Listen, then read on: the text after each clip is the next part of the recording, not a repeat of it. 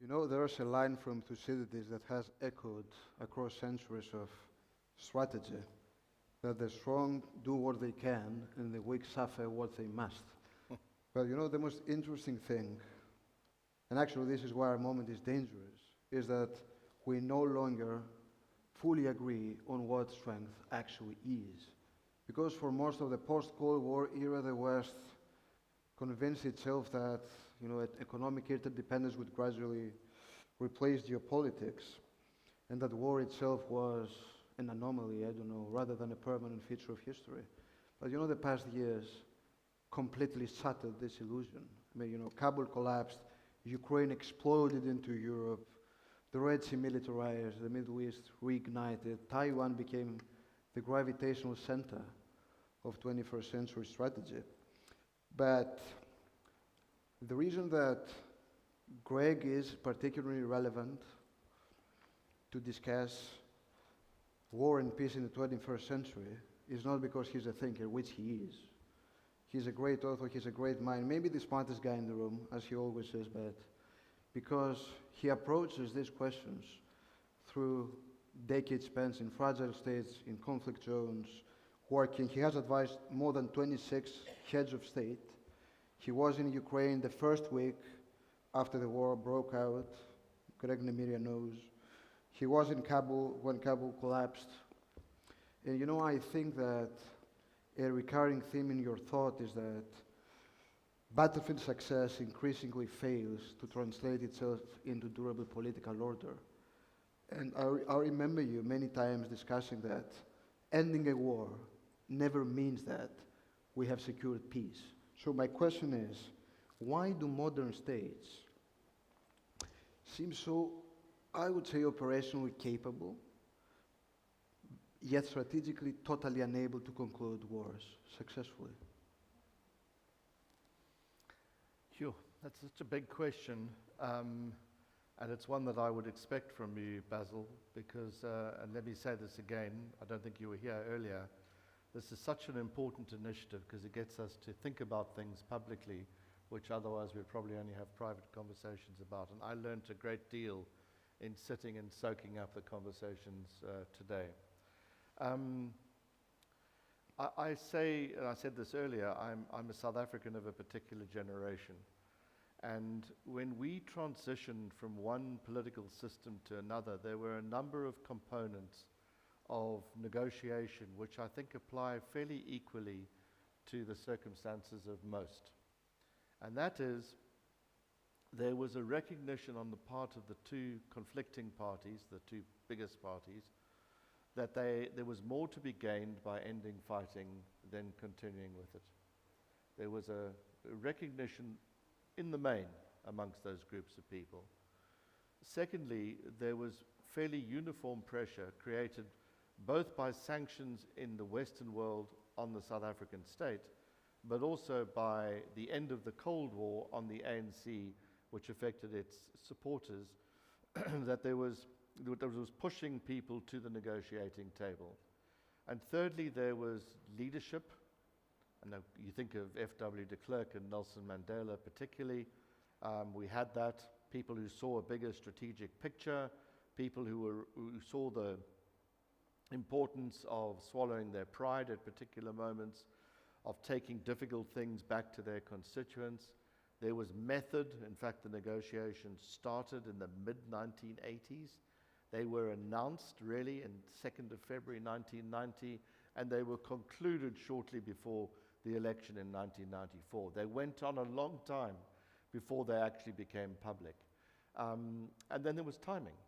The end of the Cold War provided that strategic opportunity, and most countries and states, or wannabe states, I think here of Israel, Palestine, never miss an opportunity to miss an opportunity. They continuously getting to the point that peace looks likely, some of the aforementioned conditions don't exist, and they don't seize them. So I think the answer is partly because we don't think about the preconditions. We don't work to develop those conditions, and you need intelligent people, you need people driven by intelligence, which is a very key part of it.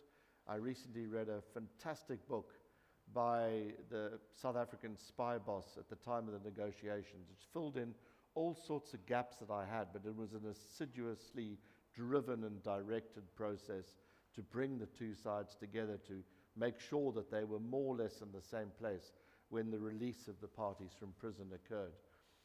So I think it's because we don't meet those material conditions on the one hand, and the other is because there's a lot of hubris. The original sin, as Lakhdar Brahimi put it, about the Afghan collapse in 2021 was the failure to include the Taliban at the peace process in Bonn. Because as the Afghan cliche would have it, the West had the watches and the Taliban had the time. They could simply wait this process out over a very long duration. And the longer the West stayed, the more likely they were to fail, unless they were prepared to stay forever. And that's, of course, another alternative. I do think, and that relates to my third condition or perspective, is that stamina is perhaps the greatest warrior of all. And it's easier to have stamina when you live somewhere, when you're actually from somewhere and you're working towards that peace, than if you simply parachuted in and you know there's an escape route. And then I do wonder, and I got this really at the conclusion of the Western mission in Afghanistan, whether Western societies are kind of made today in an era of self-referentialism that we've never seen before. It's about what I think about something rather than what something is, to actually undertake missions of this duration involving the sacrifices that they do. And it became most obvious to me, which prompted the book that I wrote on Afghanistan with David Kilcullen.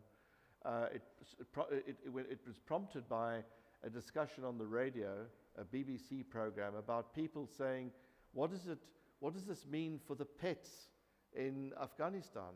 Well, it was an emotive issue, I grant you, and I'm a dog lover myself, but nobody was asking, what's it mean for the Afghans?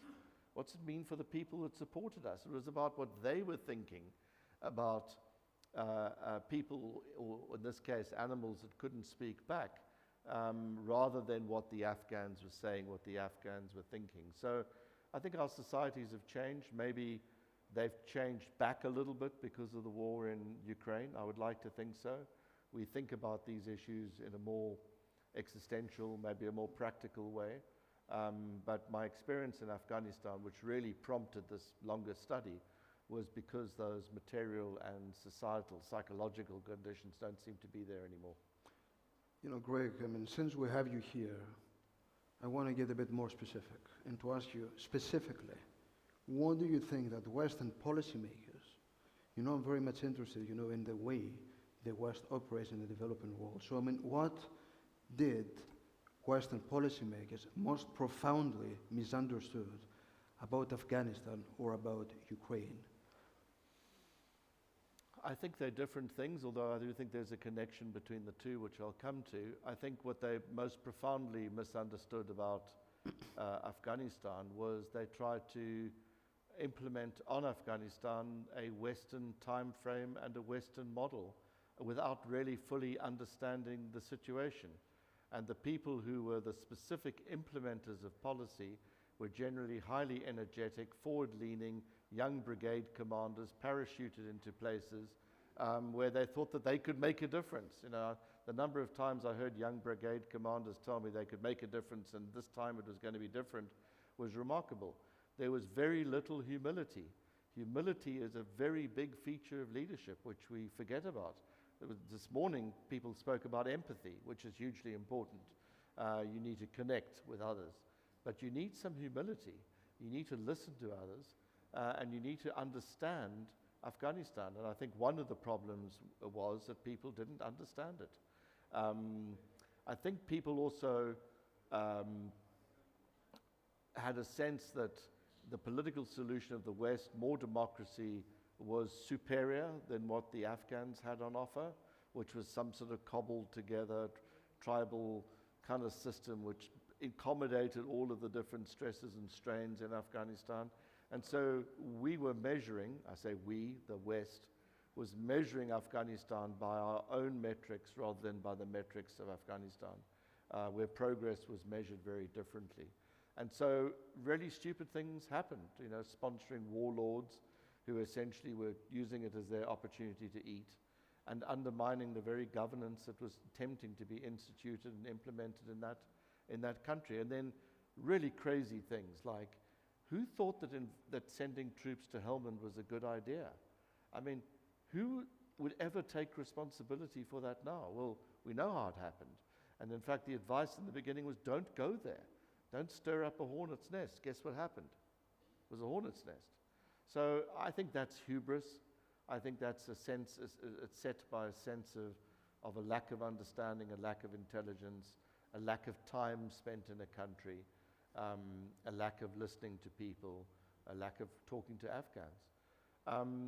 And I do think that there's a connection with Ukraine, because I think people have fundamentally misread the Ukrainian resolve not to be conquered by Russia, not to be a vassal of the Russian state in the same way that Russia's become a vassal of China now.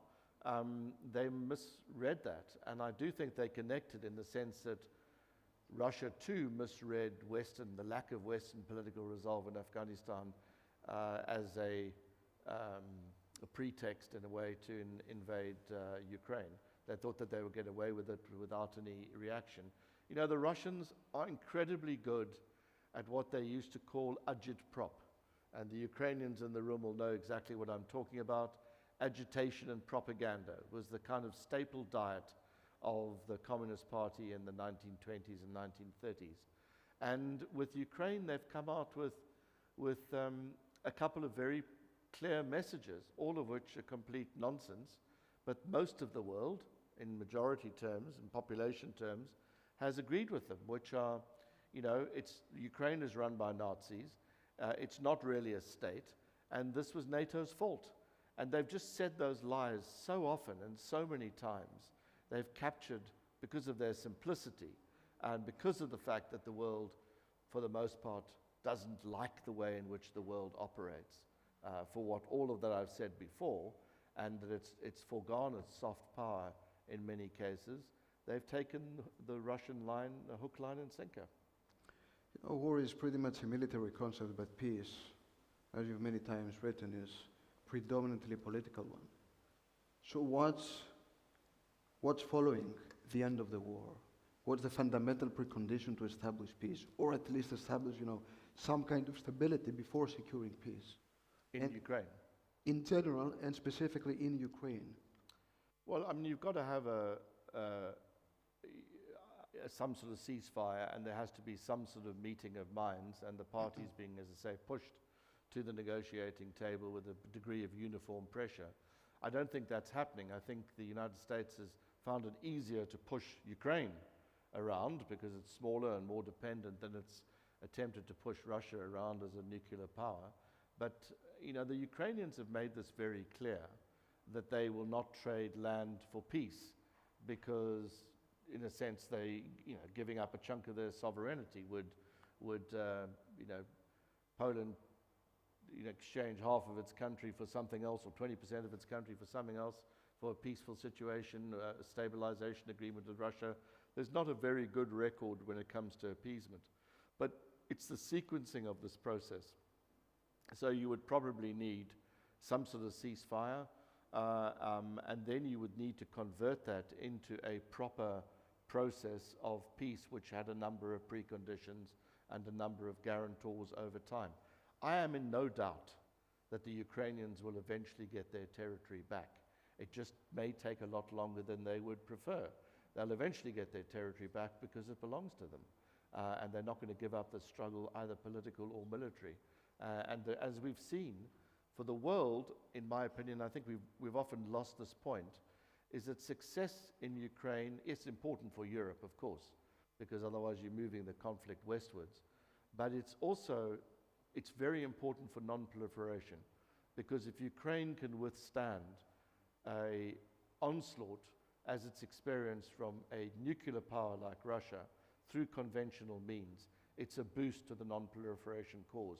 On the other hand, if they lose, it's the opposite, and then you've got what I didn't hear anybody today mention, you've got 1 million plus people on the Russian side, battle experienced, hardened, trained, 600,000 to 800,000 on the Ukrainian side, extremely proficient, the biggest army in Europe, now facing the border of Poland and now facing the Baltics. So that's something realistically to fight for. You know, I mean, do you think that we're living through the breakdown of a geopolitical circle or a new age is being born? I know that's a tricky question, but I'm sure you're the most competent person to respond. I'd said to you, please don't ask me that question, but I knew you were going to ask me that question as a consequence. I do, you know, empires do come and go, but I think that's often overstated. There is a geopolitical transformation. There is a shifting of the power eastwards. It's happened for a very long time. There is the emergence, in some senses, of a multipolar system, but it hasn't been given any shape or structure or form or decision-making capability.